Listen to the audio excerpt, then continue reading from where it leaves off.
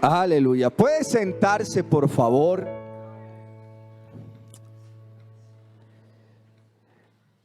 Quisiera en esta mañana, con la ayuda de Dios, poder hablar de la humillación que tuvo que pasar nuestro Salvador en favor de nosotros. Y más allá de generarle una emoción que lo pueda conducir al llanto, y más allá de mover su emocionalidad a partir de descripciones muy detalladas acerca de cómo flagelaron al Señor Jesucristo, quisiera más bien que pudiésemos comprender el verdadero sentido del sacrificio de Cristo en el Calvario. Si hay algo que a nosotros nos debe caracterizar como una iglesia que en cuanto a la doctrina se considera apostólica, es el mensaje cristocéntrico dentro de nuestra predicación. El centro de nuestra predicación no somos nosotros. El centro de nuestra predicación ha sido y deberá seguir siendo Jesucristo. Pablo, hablándole a la iglesia en Corinto, en los primeros 2 capítulos, hace una descripción detallada acerca de cuál es el mensaje que él quiere transmitir. Y entonces habla acerca de lo que buscan los judíos, de lo que buscan los griegos, pero de que el mayor propósito que él tiene es predicar a Cristo y a este crucificado.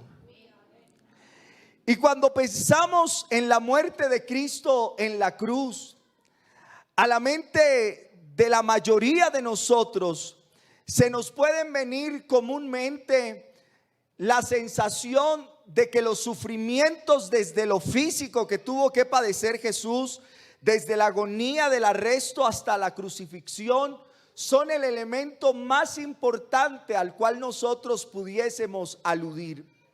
Pero lo cierto es que cuando nosotros nos acercamos a los 4 evangelios, nos encontramos que ninguno de los evangelistas se detuvo a detallar minuciosamente los padecimientos físicos de Jesús, y en el resto del Nuevo Testamento apenas se mencionan. Por ejemplo, Marcos en el capítulo 15 dice que Pilato mandó a azotar a Jesús antes de entregarlo para ser crucificado. Los romanos se caracterizaban tal vez por esa heredad consecuente de los reinos que ellos obtuvieron. Se caracterizaban porque utilizaban ciertos tipos de castigos que llegaban a ser muy crueles. Usaban un látigo hecho de tiras de cuero en las que se insertaban al final de pedazos de metal y de huesos puntiagudos, manejados por un experto que sabía cómo causar daño, pero mayormente cómo provocar dolor que no se podía mitigar. De hecho, la historia habla de que algunos morían en medio de aquel suplicio, pero ninguno de los evangelistas nos cuentan con detalles lo que esa flagelación produjo en las espaldas de nuestro bendito Señor y Salvador. La mayoría de las descripciones que hemos escuchado o que hacemos en relación con este tipo de sufrimientos no tienen que ver con un sustrato de lo bíblico, sino con elementos desde la historia de la época, a través de la cual logramos describir cómo sufrió nuestro Señor Jesucristo. La carne rasgada de las vísceras producían un dolor insoportable, aquello que tiene que haber sido muy brutal. Pero Marcos nos dice simplemente que durante el juicio civil Pilato ordenó que lo azotaran.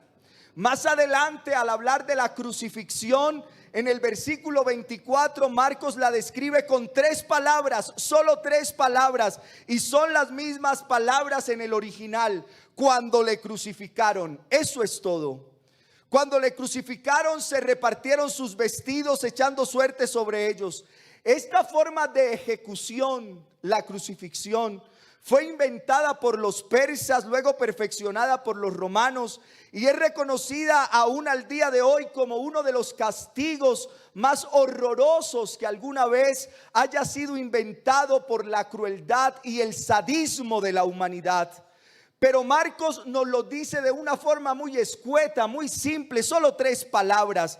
No hay ninguna descripción detallada en la que él se tome el trabajo de implicar algunos detalles particulares acerca de lo que Jesús padeció en la cruz del Calvario.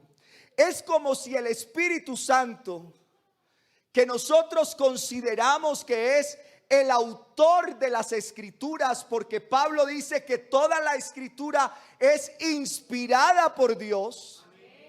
Es como si el Espíritu Santo no quisiera que nosotros prestáramos tanta atención a algunos aspectos en los que a veces, estoy seguro que no de manera malintencionada, hacemos mucho énfasis, sino que el Espíritu Santo quisiera llamar nuestra atención a otros aspectos de la muerte de Cristo en la cruz. Y no es que debamos desestimar el dolor y la agonía que Jesús padeció en la cruz del Calvario. El proceso de su juicio y de su ejecución ineludiblemente fue muy doloroso y muy cruel. Eso es innegable. Los movimientos físicos que Jesús tuvo que padecer para salvarnos son sencillamente indescriptibles. Es imposible para cualquier predicador, así tenga la mayor experticia en la descripción de los mecanismos de muerte, encontrar las palabras adecuadas para explicar cualquier pasaje que se refiera a la muerte de nuestro Señor Jesucristo. Si simplemente, escuche esto, si simplemente nosotros sentimos pena por lo que Jesús padeció en el Calvario, si nosotros simplemente nos compadecemos con lo que Jesús vivió en la cruz del Calvario, si simplemente surge en nosotros eso que denominan y que está muy de moda en la actualidad, la empatía frente a lo que Jesús padeció en la cruz del Calvario, habremos perdido de vista lo más importante de la historia de la pasión de Cristo. El significado redentor de sus padecimientos.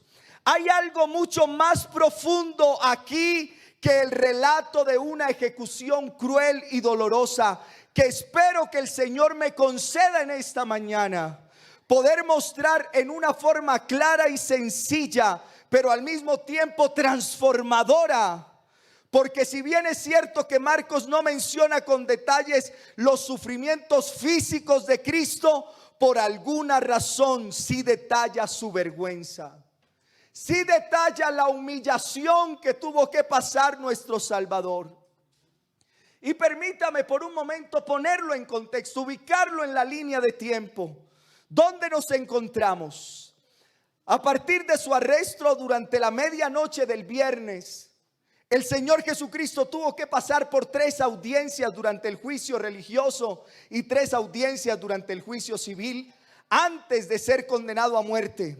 Una delante de Pilato, otra delante de Herodes y una vez más delante de Pilato. Marcos nos dice en el versículo 15 que luego de haber intentado por todos los medios posibles evitar la condena de Jesús, Pilato decide cobardemente complacer a la multitud y entregarlo para que fuera crucificado. Sin embargo, por el capítulo 19 del evangelista Juan, sabemos que en este punto de la historia todavía Pilato tenía la esperanza de que si castigaba severamente a Jesús, la multitud probablemente sentiría pena por él y le dejarían soltarle. Así que Pilato, para poder provocar a la multitud a sentir compasión por Jesús, dejó el camino abierto para que los soldados que estaban en el pretorio desataran contra él todo el sadismo, toda la crueldad de la que es capaz un corazón dominado por el pecado. La idea de Juan Jacobo Rousseau de que el hombre es bueno pero la sociedad lo corrompe, yo creo que no es cierta. El hombre desde que nace es cruel. Hay estudios de psiquiatría infantil que hablan de la crueldad que pueden desarrollar los niños y que no encuentran una justificación aparente desde dónde aprendieron a ser crueles. Eso que ahora llamamos bullying, en mi época era la forma más común de generar una relación amistosa. Y no estoy simplificando la realidad, estoy simple y llanamente queriendo ser práctico. La crueldad del ser humano está más asociada al pecado que a la edad.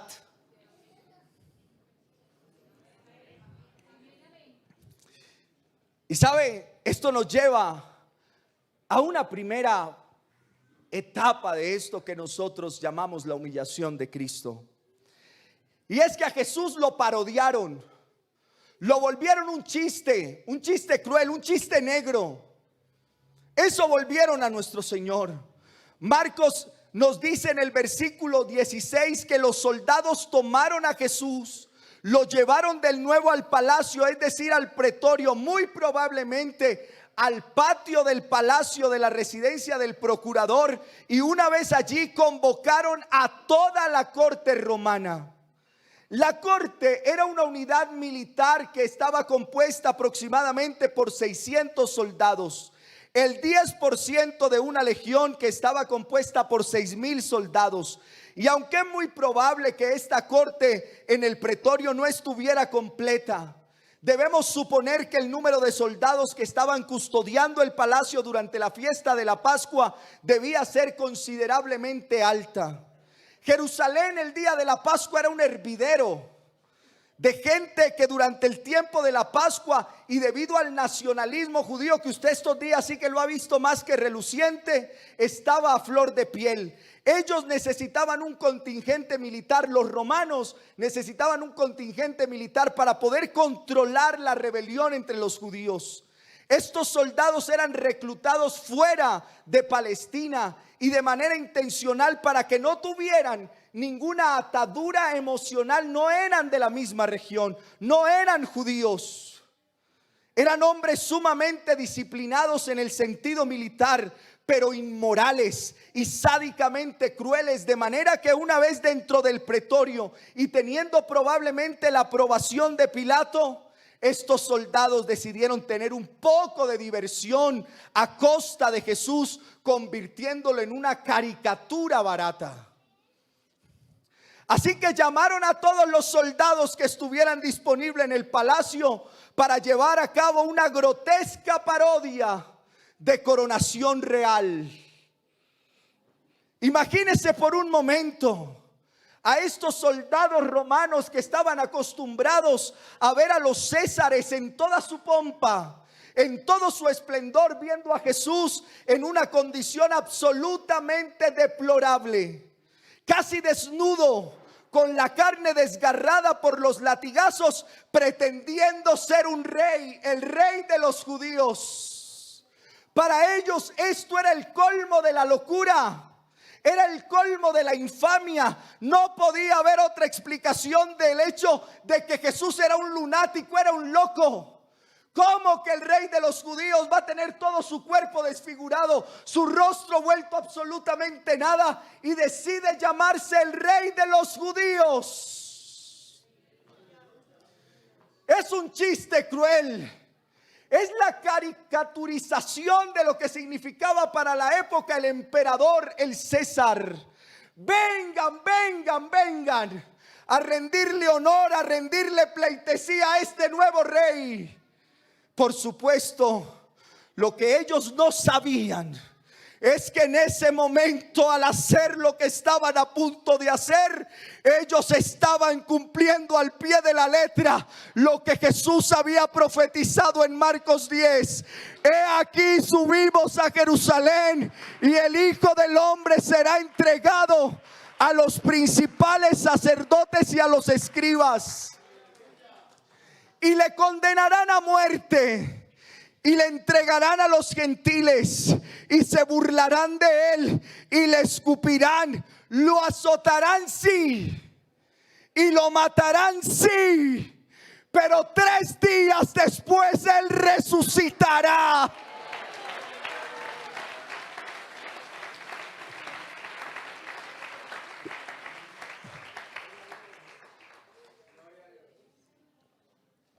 Cada detalle de esta profecía se cumplió. Punto por punto. La burla, la humillación, los latigazos, la muerte y la resurrección. Marcos nos dice que lo primero que ellos hicieron fue vestirle con un manto color púrpura, el color de la realeza. Mateo nos dice en el texto paralelo que primero lo desnudaron y luego pusieron sobre él un manto escarlata. Era muy probablemente el manto de algún soldado romano que con el paso del tiempo y por la acción de las condiciones climáticas se fue descolorizando hasta adquirir un tono púrpura que lo hacía perfectamente apropiado para la diabólica diversión de los soldados. El Rey de Reyes y Señor de Señores, el Dios eterno, creador del cielo y de la tierra, del que Pablo dijo que toda rodilla en los cielos, en la tierra y debajo de la tierra se tendrá que doblegar ante él.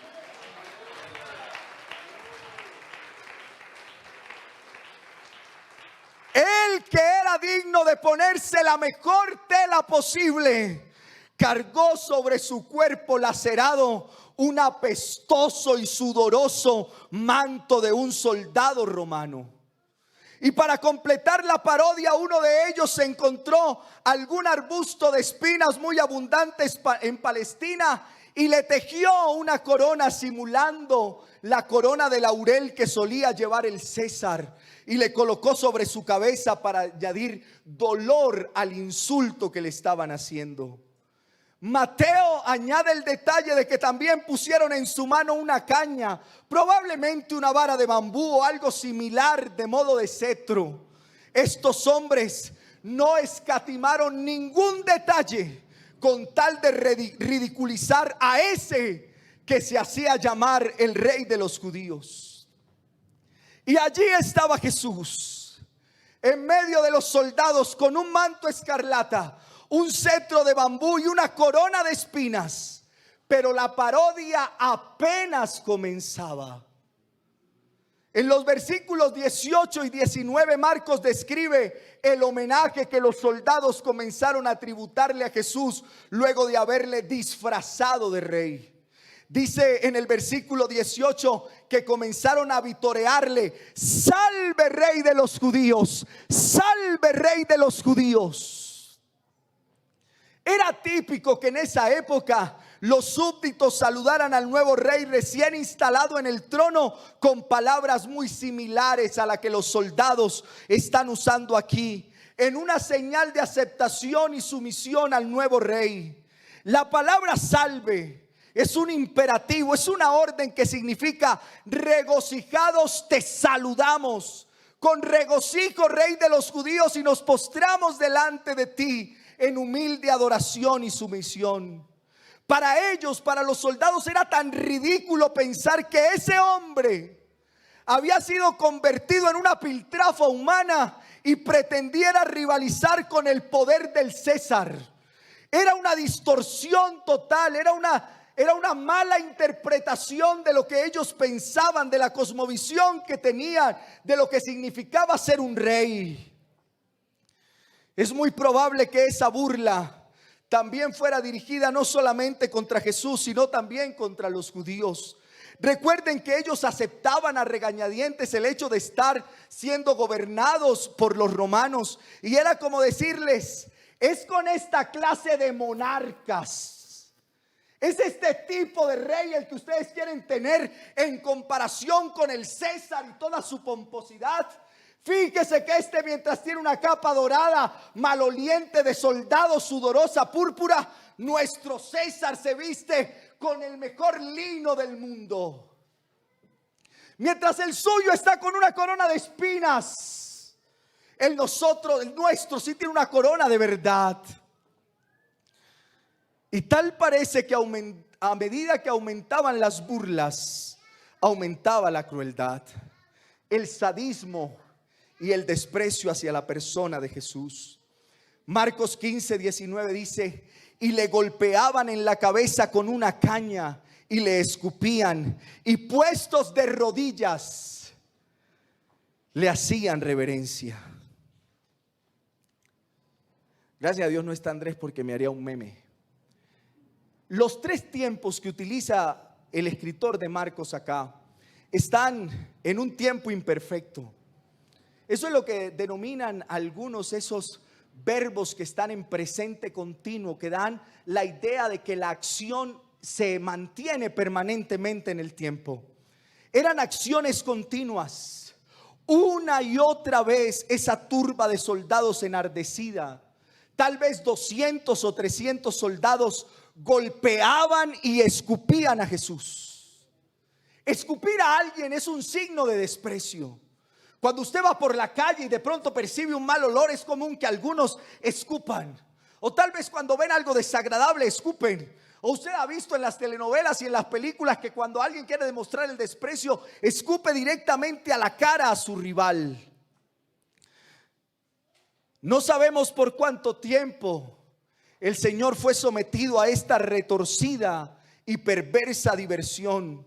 Pero después de haber sido saciada la crueldad, dice Marcos que le quitaron el manto de púrpura para sacarlo de nuevo ante la multitud.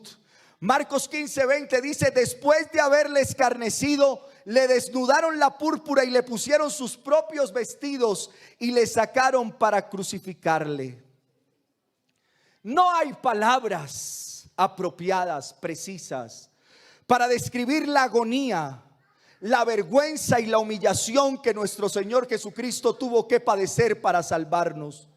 ¿Hasta qué punto estuvo dispuesto Cristo a descender en su humillación al permitir ser tratado como la escoria humana, como el peor de los criminales? Es difícil imaginar el estado en que quedó Jesús después de ese suplicio, aún antes de llegar a la crucifixión. Su cabeza coronada de espinas que se hundían en su sien, mientras los soldados le golpeaban con furia con la caña que habían puesto en su mano. La sangre corriendo a borbotones sobre su rostro, mezclada con saliva de cientos de soldados que le escupían. Y todo eso mientras se postraban arrodillados delante de él a reverenciarlo, y sin echar a un lado el dolor punzante que debía haber en el corazón de Jesús al exponerse a un cuadro tan grotesco de la condición del hombre en su estado caído. Es horroroso pensar que un ser humano cualquiera, el peor de los criminales, ahora como están en boga los derechos humanos, es casi que imposible pensar que alguien pueda ser sometido por la ley de un país a semejante humillación. Factiblemente las ONGs de todo el mundo estuviesen captando la atención de toda la población mundial a través de canales de televisión, pidiendo que no hicieran esto. Jesús no tuvo a nadie que lo defendiera. Él tuvo que experimentar semejante humillación. Él fue avergonzado, despreciado y humillado. Y yo pregunto, ¿cómo debemos nosotros acercarnos a la realidad de esto que nos describe Marcos? Debiéramos en principio pedir a Dios que haga eso que dicen los profetas mayores, que quite nuestro corazón de piedra y ponga un corazón de carne sensible. Porque si hay algo que a nosotros nos está pasando en la actualidad, es que no sentimos como debemos sentir. Es que nuestra alma parece no sensibilizarse ni experimentar todo lo que debía experimentar frente al dolor. No debemos simplemente sentir pena por Jesús, para eso no se escribió. Este relato se escribió para que nosotros podamos tener un mejor entendimiento del Evangelio, para entender lo que Jesús estuvo dispuesto a hacer para perdonar a pecadores como tú y como yo, para poder entender hasta dónde tuvo que llegar nuestro Dios para otorgarnos redención y justificación. El Salvador de los pecadores tenía que sustituirnos en todo. Debía soportar en su cuerpo la más grande humillación posible, que merecían nuestros pecados. Somos nosotros. Somos nosotros los que merecemos que Dios nos escupa en el rostro por causa de nuestros pecados. Somos nosotros los que le fallamos a Dios. Somos nosotros los que debimos haber sido burlados, los que debimos haber recibido el castigo que Él recibió. Hay un profundo significado en cada letra de sus sufrimientos. Todos fueron notables símbolos de verdades espirituales. Quizás no hay ningún otro pasaje de las Escrituras que interprete con más precisión lo que sucedió ese viernes en la mañana que la profecía de Isaías 53, escrita 700 años antes del nacimiento de Jesús. Despreciado y desechado entre los hombres, varón de dolores, experimentado en quebranto y como que escondimos de él el rostro. Fue menospreciado y no lo estimamos. Ciertamente llevó él nuestras enfermedades y sufrió nuestros dolores. Y nosotros le tuvimos por azotado, por herido de Dios y abatido. Pero él herido fue por nuestras rebeliones, molido por nuestros pecados. El castigo de nuestra paz fue sobre él y por su llaga fuimos nosotros curados.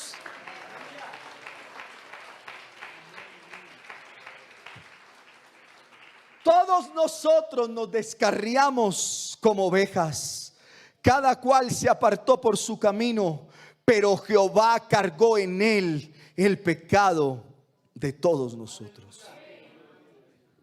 En última instancia, no fue por voluntad de Pilato, ni fue por la voluntad de los líderes religiosos de Israel que Cristo sufrió lo que sufrió. El Señor hizo que cayera sobre él la iniquidad de todos nosotros. Fue la voluntad de Dios. Jesús vino voluntariamente a cargar con nuestra culpa y a cargar con nuestra vergüenza. Era necesario que Cristo sufriera lo inimaginable y que fuera avergonzado lo inimaginable, porque eso es lo que tú y yo merecemos por nuestros pecados. No fue casualidad que Jesús fuera coronado con una corona de espinas. Génesis 3:18, que fue como producto de la caída del hombre, que la tierra produjo espinos y cardos. Esa fue parte de la maldición que vino sobre la tierra por causa de nuestros pecados. Las espinas son un recordatorio de que vivimos en un planeta que está maldito por causa del pecado del hombre. Fue precisamente al cargar con nuestra maldición que Cristo vino al mundo, dice Pablo en Gálatas 3, que Cristo nos redimió de la maldición de la ley, habiéndose hecho maldición por nosotros.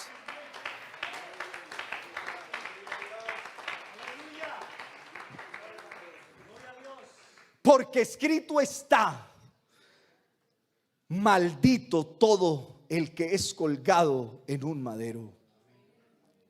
Cristo llevó a cuesta nuestra maldición con todo lo que eso implica. Él tuvo que ser humillado y avergonzados para que nosotros pudiésemos ser recibidos en la presencia de Dios. Él tuvo que ser desnudado para que ahora nosotros podamos ser vestidos con el manto de su perfecta justicia. Él tuvo que ser coronado con una corona de espinas para que nosotros podamos recibir en la presencia de Dios una corona de gloria. Aleluya.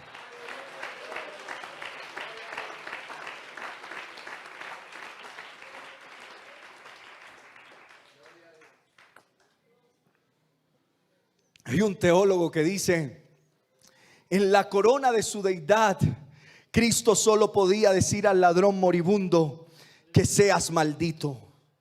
Pero en la corona de espinas Él pudo decirle: hoy estarás conmigo en el paraíso. En la corona de su deidad, de su poderío, Él solo puede decirle a una Magdalena o a un publicano: apártate de mí, Pero en la corona de espinas Él puede decirle: ve en paz, tus pecados te son perdonados. Jesús se identificó plenamente con nosotros. Jesús se identificó plenamente con nosotros para que hoy nosotros podamos identificarnos plenamente con Él en su justicia. El texto dice: al que no conoció pecado, por nosotros, a favor de nosotros, se hizo pecado para que nosotros fuésemos hechos justicia de Dios. Pero me llama la atención que aún en su peor humillación, este Dios seguía siendo el Salvador del mundo. Aleluya.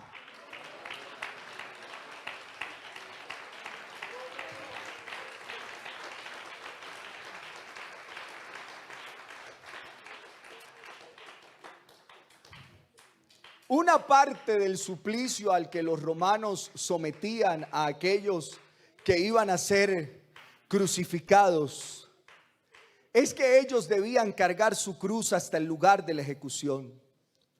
Unos cargaban la cruz completa y otros solamente la parte transversal, que en latín se llama patíbulo, una madera que usualmente pesaba 100 libras, pero era tal la debilidad de Jesús que los soldados tuvieron que obligar a un hombre llamado Simón para que la llevara por él.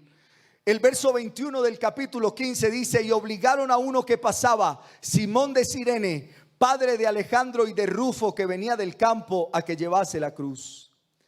Jesús se había pasado la noche en vela, había sido cruelmente torturado, había perdido mucha sangre, tenía las espaldas completamente laceradas. Era imposible para él, humanamente hablando, cargar con el peso de la cruz. Así que los soldados escogen a uno entre la multitud, a un hombre cualquiera, aparentemente al azar, y lo obligaron a que hiciera ese trabajo. Pero quiso la providencia divina, la inspiración del Espíritu Santo, que este hombre fuera Simón. Los 3 evangelios sinópticos, Mateo, Marcos y Lucas, nos dice que Simón era de Cirene, es decir, de la costa norte de África, donde había una colonia judía bastante numerosa. Por eso algunos comentaristas opinan que Simón de Cirene era un hombre negro de color. Eso es algo que no sabemos con certeza. Pero Marcos es el único que añade un detalle fascinante, un detalle que no aparece en los otros evangelios, y que es que este Simón era el padre de Alejandro y de Rufo. El comentario es extraño. Es describiendo esta escena de tanta vergüenza y humillación que Marcos se toma el trabajo de apuntar el nombre de los hijos de este tipo.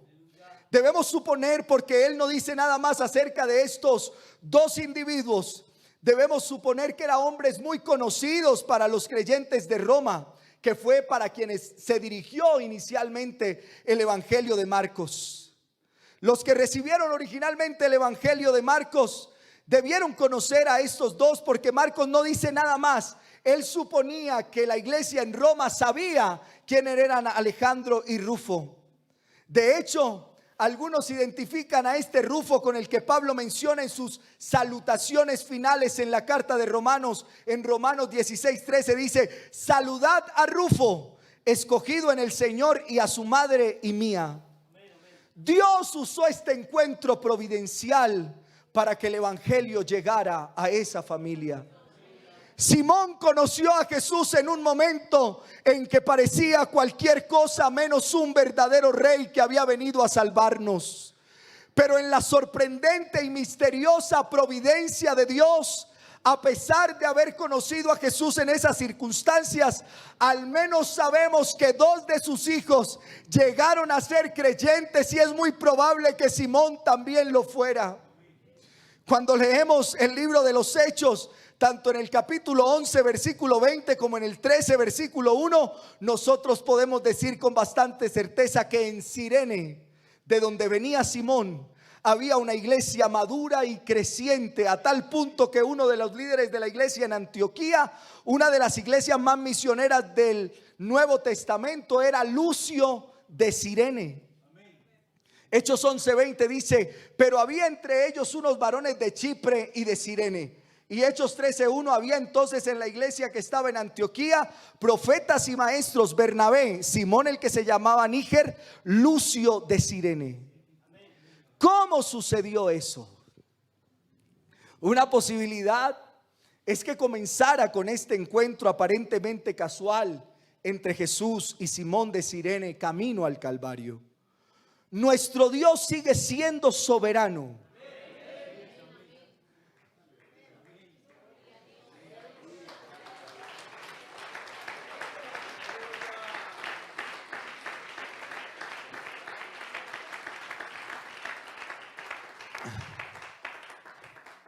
No hay necesidad de decirlo fuerte, solo quiero que lo haga verdad en su vida. Dios sigue siendo soberano aún cuando usted cree que Él ha perdido el control de las circunstancias. Dios sigue siendo soberano aunque el diagnóstico sea contrario. Dios sigue siendo soberano aunque la crisis económica lo esté ahogando. Dios sigue siendo soberano aunque a usted le parezca que todo está saliendo mal. Nuestro Dios ha dejado escrito en su palabra que a los que aman a Dios todas las cosas les ayudan a bien. Esto es, a los que conforme a su propósito son llamados.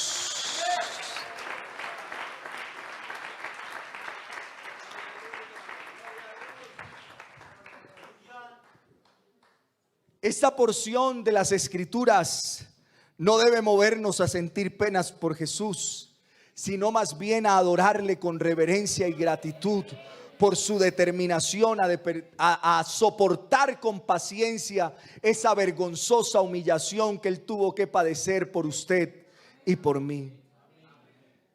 La paciencia de Jesús fue invencible. Jesús muy fácilmente pudo haber impedido que los soldados romanos hicieran lo que hicieron con Él, pero no lo hizo, no lo impidió. En Juan capítulo 18, un pasaje previo a este tiempo de humillación, cuando fueron a arrestar a Jesús y preguntaron quién era Jesús de los que estaban allí, Cristo se adelantó y dijo: yo soy. Dice que todos cayeron en tierra solamente por la pronunciación del nombre yo soy. Y cuando el apóstol Pedro le dijo al Señor: Señor, ¿le heriremos a espada? Cristo le respondió: Pedro, guarda esa espada. ¿No sabes que yo puedo pedirle al Padre y Él mandaría a 12 legiones de ángeles para que me defiendan? ¿A qué quiero llevarlo? Jesús pudo haber impedido que los soldados romanos montaran ese circo con Él. Jesús pudo haber hecho que todo se acabara apenas iniciaba. Pero Jesús soportó con paciencia que se burlaran de Él. Jesús soportó que lo abofetearan cruelmente. Soportó que lo coronaran de espinas, que le pusieran en el rostro y que le dieran de bofetadas. No fue por debilidad de carácter. No es como dice el sumo pontífice, que esa es la más grande humillación y la más grande pérdida de la historia de la humanidad. Está equivocado. Está equivocado. Jesús tuvo el carácter de asumir nuestra culpa y nuestra vergüenza con determinación. Así que antes de sentir pena por Jesús, más bien deberíamos mostrar asombro y admiración al ver tal despliegue de su gloria.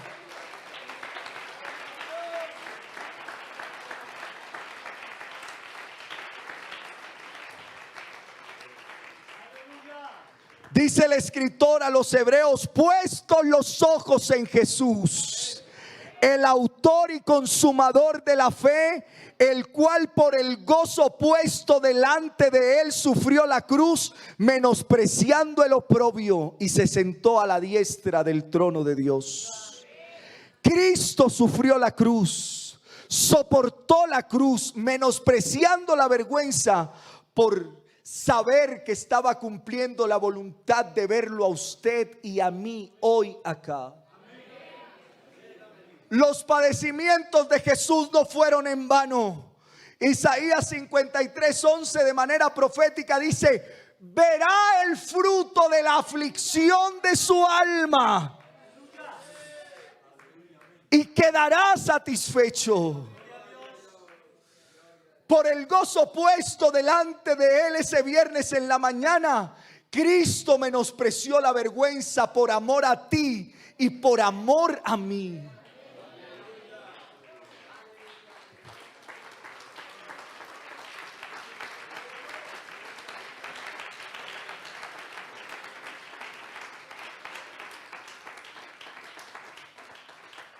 Tú vales tanto para Dios.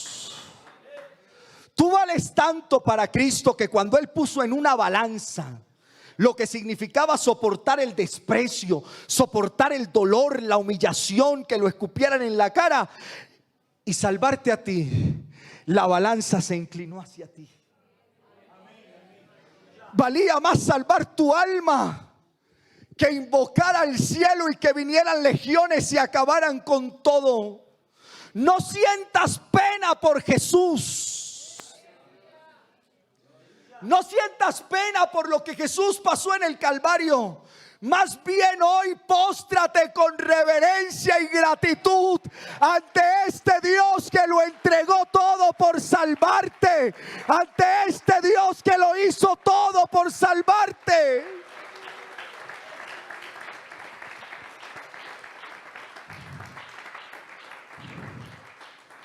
Él lo soportó todo para salvarnos. Por eso Pablo dice en 2 Corintios, porque el amor de Cristo nos constriñe, pensando en esto, que si uno murió por todos, luego todos murieron, y por todos murió, para que los que viven ya no vivan para sí, sino para aquel que murió y resucitó por ellos.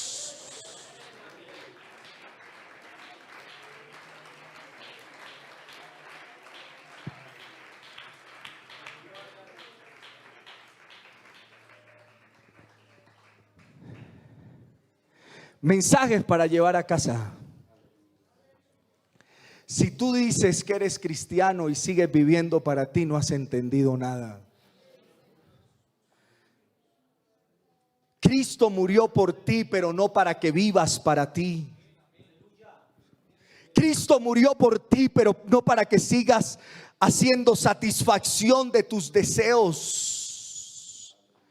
Cristo murió por ti para salvarte, pero para que ahora vivas para Él. Ese es el fruto del sacrificio de Cristo en el Calvario. Él murió para librarnos de la maldición del pecado.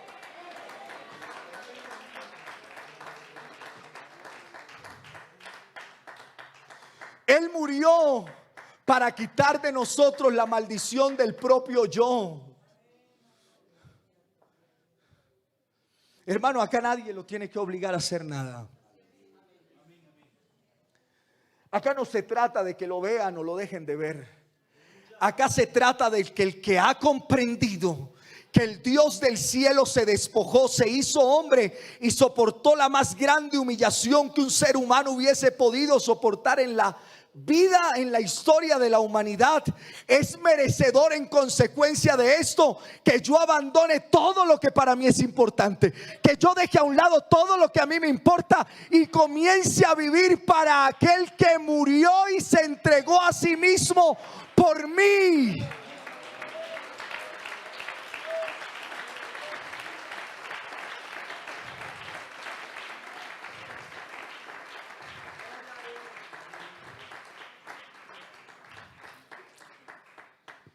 ¿Cómo debemos esperar en Dios en medio de la vergüenza y la humillación? ¿Cómo debemos esperar en Dios en medio de la vergüenza y la humillación? Esa es la aplicación que el apóstol Pedro nos presenta en su primera carta, pensando en un pasaje como este que acabamos de leer. Dice Primera de Pedro 2, pues, ¿qué gloria es si pecando sois abofeteados y lo soportáis? Pero si haciendo lo bueno sufrís y lo soportáis, esto es ciertamente aprobado delante de Dios. Pues para esto fuisteis llamados, porque también Cristo padeció por nosotros, dejándonos ejemplo para que sigáis sus pisadas, el cual no hizo pecado ni se halló engaño en su boca, quien cuando le maldecían no respondía con maldición. Cuando padecía no amenazaba, sino encomendaba la causa al que juzga justamente, quien llevó él mismo nuestros pecados en su cuerpo sobre el madero, para que nosotros, usted y yo, estando muertos a los pecados, vivamos a la justicia, y por cuya herida fuisteis sanados. Porque ustedes eran como ovejas descarriadas, pero ahora habéis vuelto al pastor y obispo de vuestras almas.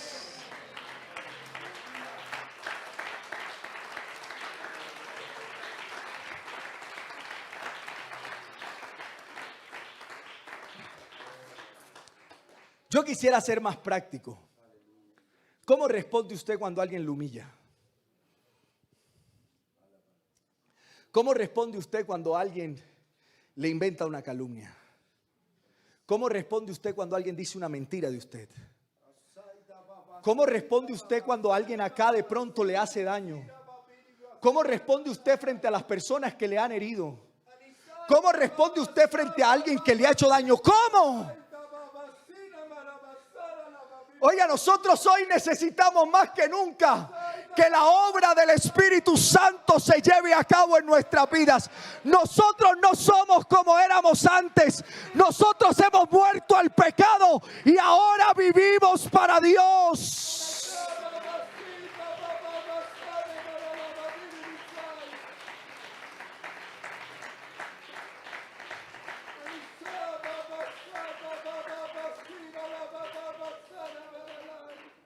Es triste escuchar cristianos, guiño, guiño, dijo Homero, que siendo cristianos odian, que siendo cristianos injurian, que siendo cristianos mienten, que siendo cristianos dañan, que siendo cristianos generan rencilla entre sus hermanos. ¿Cómo respondería Cristo frente a la humillación que usted hoy pasa? ¿Cómo respondería Cristo frente al sufrimiento que usted pasa? Quien cuando le maldecían no respondía con maldición. Cuando padecía no amenazaba, sino encomendaba la causa al que juzga justamente. Perdóneme no pertenecer al evangelio de la prosperidad, pero tú fuiste llamado para salvación y fuiste llamado a sufrir injustamente. Para eso fuiste llamado, pues también Cristo sufrió por nosotros.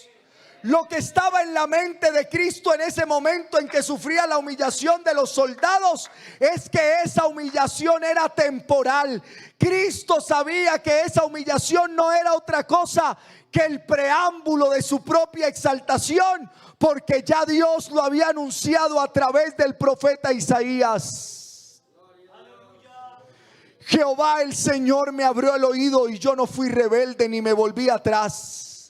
Di mi cuerpo a los heridores y mis mejillas a los que me mesaban la barba. No escondí mi rostro de las injurias y de esputos. Esto no era solo saliva. Si alguien aquí sabe qué es la tuberculosis, cuando le hacen el beca seriado le dicen: señora, en la mañana el esputo más horrible que usted tenga, ese es el que va a depositar en la muestra. Así que factiblemente estos soldados, alguno tal vez por el clima, debía tener algún síndrome gripal o una neumonía. Así que él se preparaba, carraspeaba y sacaba el peor esputo posible. ¿Usted qué tanto ha sufrido en relación con lo que Cristo sufrió por usted? ¿Qué tanto lo han humillado a usted como humillaron a Cristo? Como dice el hermano Carlos, esto es más complejo de lo que usted cree, hermano. Aquí el nuevo nacimiento no es una cuestión de retórica. Aquí el nuevo nacimiento es que Cristo nos hizo nacer por su voluntad a una esperanza nueva. Es que Cristo a través de su perfecta obra nos ha hecho nuevas criaturas.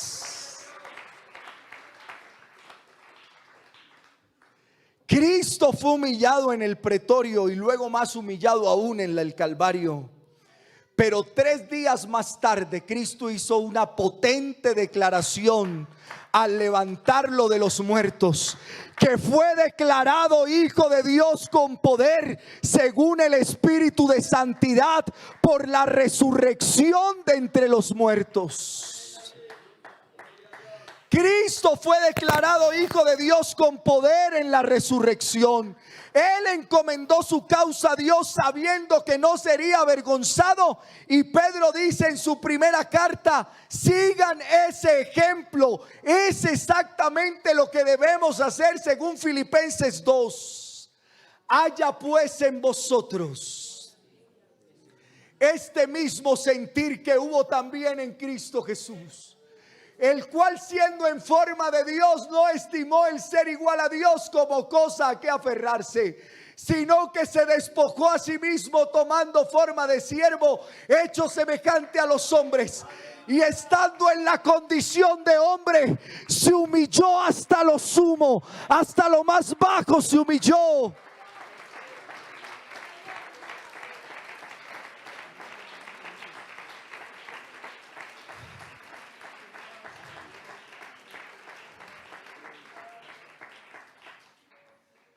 No quisiera ser ofensivo, pero ¿quién se cree usted? ¿Quién cree usted que es para decir que no puede soportar ser humillado y no puede ser avergonzado? ¿Quién es usted?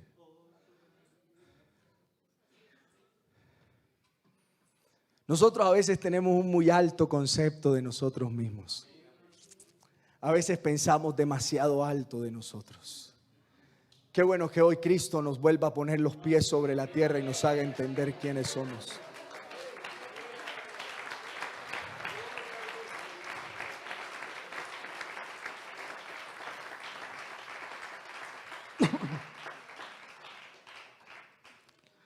Hermano, es hora de perdonar. Hermano, es hora de perdonar. Es hora de perdonar al que te ha ofendido. Es hora de perdonar al que te ha herido. Es hora de perdonar al que te ha hecho daño. Es hora de perdonar al que te ha hecho sufrir. No vivas más así. No vivas más con esa carga de dolor y odio en tu corazón. No hay necesidad. Hoy es un día en que puedes venir hasta la presencia de Dios y sacar todo lo que tienes en tu corazón.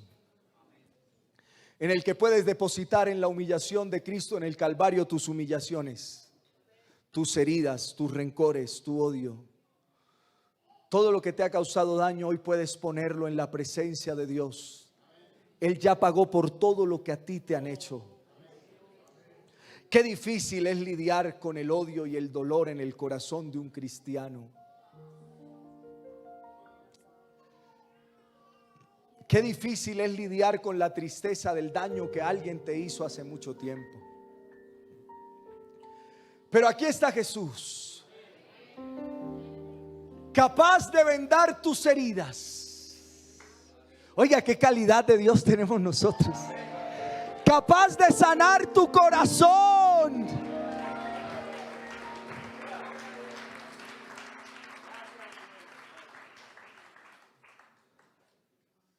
Debemos orar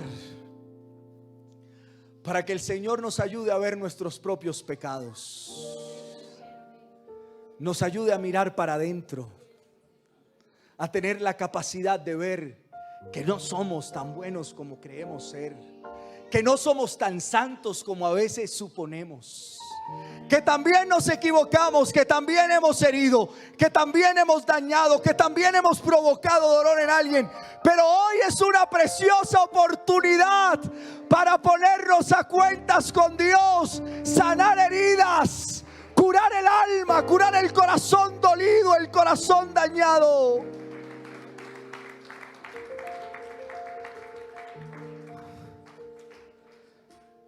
Ven a Cristo ahora. Yo quiero invitar a alguien que hoy necesite de Cristo. No sienta pena. Aquí está Jesús en esta hora. Y Él quiere sanar sus heridas. Él quiere sanar su corazón. Usted que tal vez hoy tiene un corazón cargado de dolor, de rabia, de tristeza, de rencor. Es hora de ponerse a cuentas con Dios. Es hora de aceptar que lo que Él sufrió es infinitamente superior a lo que usted ha sufrido. Y que Él tiene hoy el poder para sanar su alma. Póngase en pie, por favor. Y yo me voy a tomar el atrevimiento de rogarle un poco más. No se quede allá. Aquí hay un lugar especial donde Dios puede sanar su corazón. Usted que necesita que Dios haga una obra especial, aquí está Jesús en esta hora. Él puede obrar en su vida. Él puede sanar su corazón hoy. Y usted que es enemigo de Dios, hoy puede encontrar salvación para su alma en este lugar. Aquí está el Salvador del mundo, capaz de otorgarle salvación a su ser.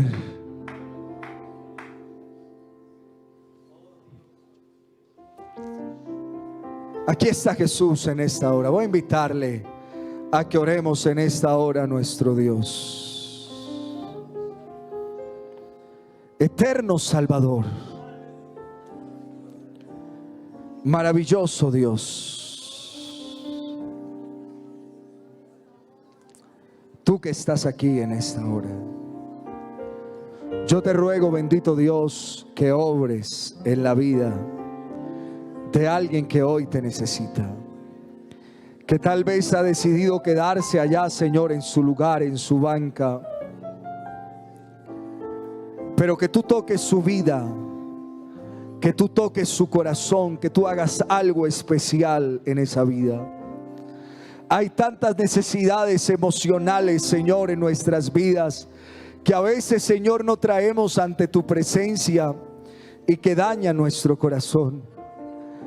Pero qué bueno ponerte hoy todo lo que somos en tus manos, presentarnos delante de ti tal cual somos, Señor, presentarte todo, Señor, lo que somos y lo que tenemos, darte, Señor, todo de nosotros.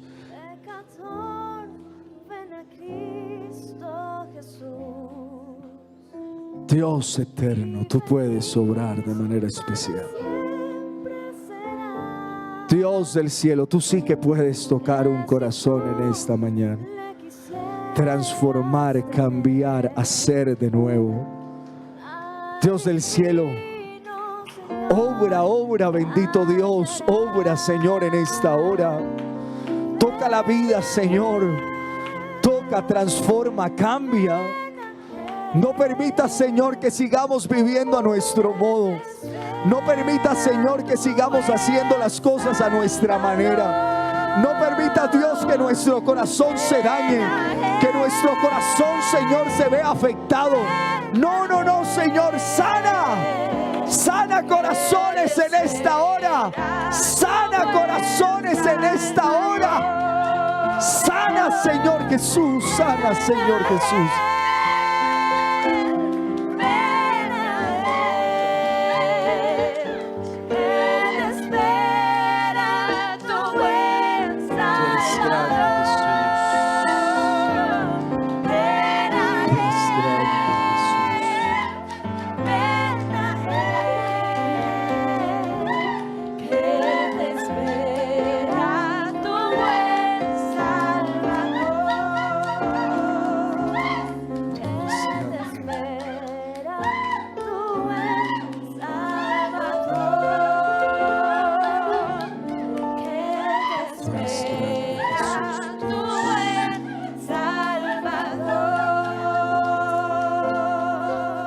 Oremos.